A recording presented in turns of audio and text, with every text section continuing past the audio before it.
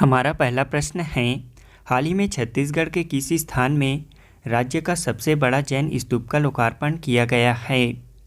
इसका right answer है option D, Raipur में।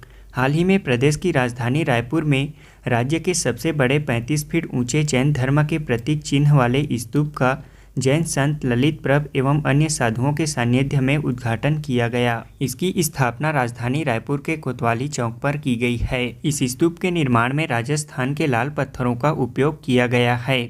कारीगरों ने 8 महीने तक पत्थरों पर नक्काशी करके स्तूप को तैयार किया, जिससे इसके निर्माण में 75 लाख रुपए की लागत आई है। स्तूप में जैन धर्म के सभी प्रतीक चिन्हों का उपयोग किया गया है और इस स्तंभ के चारों ओर 4 शेरों को भी दर्शाया गया है। अगला प्रश्न है, हाल ही में केंद्रीय गृह मंत्री अमित शाह की अध्यक्षता में मध्य क्षेत्रीय परिषद की 23वीं बैठक के दौरान छत्तीसगढ़ के किस स्थान में एयर कार्गो हब निर्माण की सहमति दी है? इसका राइट आंसर है ऑप्शन ए, रायपुर में। केंद्रीय गृह मंत्री अमित शाह की अध्यक्षता में भोपाल में मध्य क्षेत्रीय परिषद की 23वीं बैठक संपन्न हुई।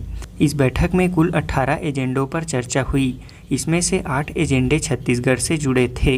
इसके तहत राजधानी रायपुर में एयर कार्गो हब का निर्माण, वर्मी कंपोस्ट में छूट, कोदो कुटकी के समर्थन मूल्य देने पर सहमति बनी है। यह कार्गो हब स्वामी विवेकानंद माना एयरपोर्ट में बनाया जाएगा। इस कार्गो हब के बनने से सबसे ज़्यादा लॉजिस्टिक क्षेत्र में फायदा होगा। अगला प्रश्न है, यूरोप में आयोजित union of European football association महिला चैंपियनशिप लीग 2022 में खेलने वाली भारत की पहली फुटबॉल खिलाड़ी कौन बनी हैं? इसका राइट आंसर है ऑप्शन बी, मनीषा कल्याण। बता दें कि भारत की 20 वर्षीय महिला फुटबॉल खिलाड़ी मनीषा कल्याण ने इतिहास रच दिया है। वह union of European football association महिला चैंपियनशिप लीग में खेलने वाली भारत की पहली महिला खिलाड़ी बन गई हैं। मनीषा कल्याण ने यह कीर्तिमान माक्रियो स्टेडियम में अपोलन लेडीज एफसी के लिए खेलते हुए बनाया है। अगला प्रश्न है, अडानी पावर कंपनी द्वारा छत्तीसगढ़ के किस पावर सेक्टर कंपनी को 717 करोड़ रुपए में खरीदेगी? इसका राइट आंसर है ऑप्शन सी, डीबी पावर को। अडानी पावर कंपनी द्वारा छत्तीसगढ़ के power sector company dB 117 crore रुपए में खरीदेगी।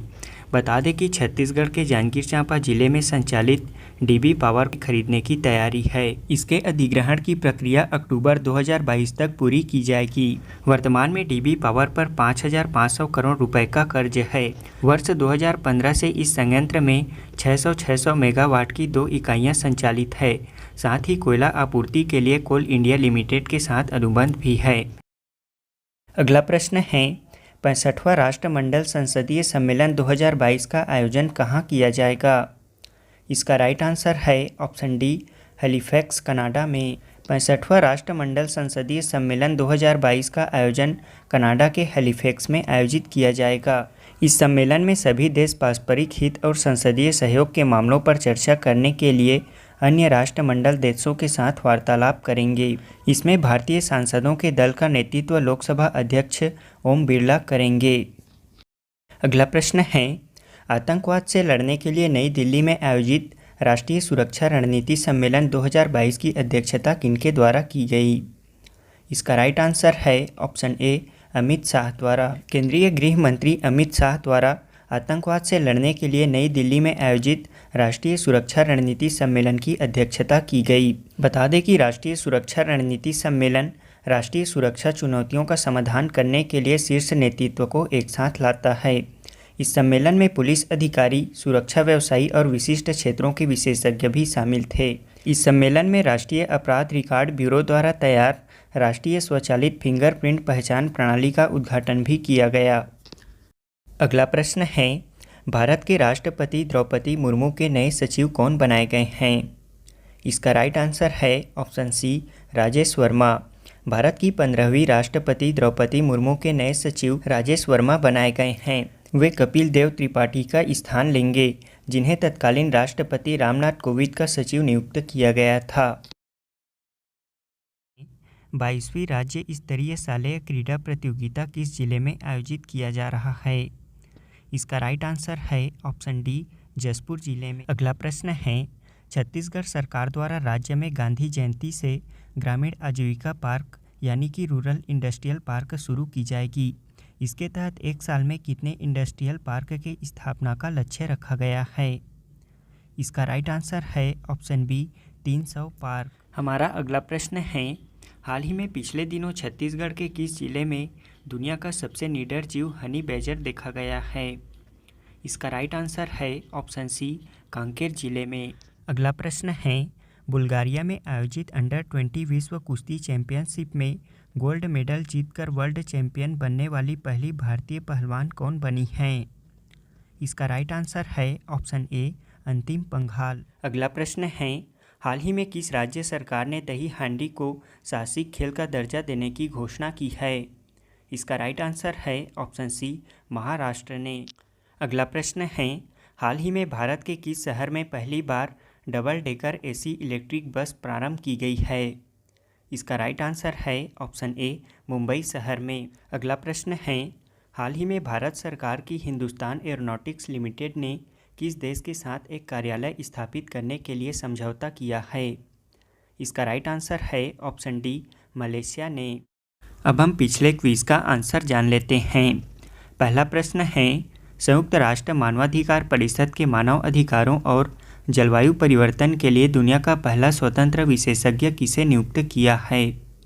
इसका राइट आंसर है option D doctor Ian fry को।